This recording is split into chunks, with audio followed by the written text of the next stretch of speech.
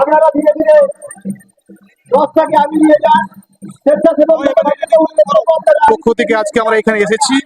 আমরা এই মুহূর্তে দাঁড়িয়ে রয়েছি প্রতাপপুর গ্রামে, প্রতাপপুর রথতলা গ্রামে আমরা দাঁড়িয়ে রয়েছি। এখানে রথযাত্রা উৎসব উপলক্ষে একটি অনুষ্ঠান হয়েছে, প্রচুর মানুষের সমাগম রয়েছে, প্রচুর মানুষ এখানে স্বতঃস্ফূর্তভাবে এলাকায় এসেছেন।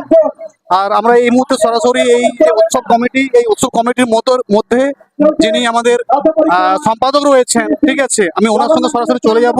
আজকে এই অনুষ্ঠানের যে ব্যাপ্তি বা ওই অনুষ্ঠানের যে বিষয় নিয়ে উনি আমাদের সামনে আজকে কিছু কথা বলবেন। নমস্কার, আপনার নাম? পাঁচগোপাল পাত্র। আমরা সরাসরি চলে যাচ্ছি পাঁচগোপাল পাত্র মহাশয়ের কাছ থেকে আজকের এই অনুষ্ঠান সম্বন্ধে আর আজকে এই রথযাত্রা অনুষ্ঠানের যে গুরুত্ব বা তার যে মাহাত্ম্য, এটা সম্বন্ধে উনি আমাদেরকে আজকে কিছু কথা বলবেন। হ্যাঁ, এটা বিগত 40 থেকে 50 বছর আগেকার রথ। আগে বাঁশের রথ ছিল, আগে আমার দাদু বাবারা করে গেছেন এই রথ। এখন আস্তে আস্তে সবই উন্নতির পথে সেই রথ ভাঙা হয়ে যায়, ভেঙে বন্যায় ভেসে চলে যায়। তারপরে আবার টিনের রথ করা হয়, করে আমাদের প্রতাপপুর গ্রামবাসীর এটা রথ ঐতিহ্য। সেই নিয়ে আমরা প্রতাপপুর রথ তোলা, এই রথ নিয়ে আমরা প্রত্যেকটি গ্রামের মানুষ এক হয়ে আমরা এই জগন্নাথ দেবের সানযাত্রা, পদেমপুরের মায়ের রথ, এটা এই দিনটিকে আমরা রথযাত্রা উপলক্ষে আমরা এখানে উৎসব করি।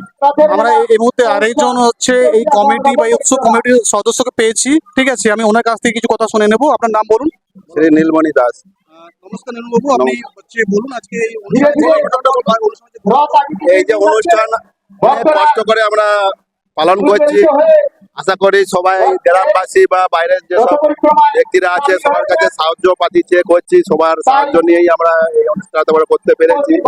হ্যাঁ, সবাইকে অনুরোধ করব পুনরায় যেন আমাদের সাহায্য করে, উৎসাহ করে, যেন আমরা প্রায় পুনরায় করে উঠতে পারি। এই বলে নমস্কার।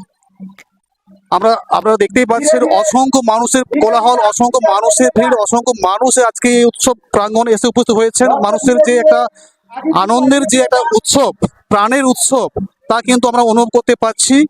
এবং প্রচুর মানুষ, এই এলাকার প্রচুর মানুষ আজকে এই অনুষ্ঠানে এসে উপস্থিত হয়েছেন এবং এই উৎসবের সাথে সাথে তাদের যে আনন্দ, তাদের যে অনুভূতিগুলো আমাদের কাছে ধরা পড়ছে।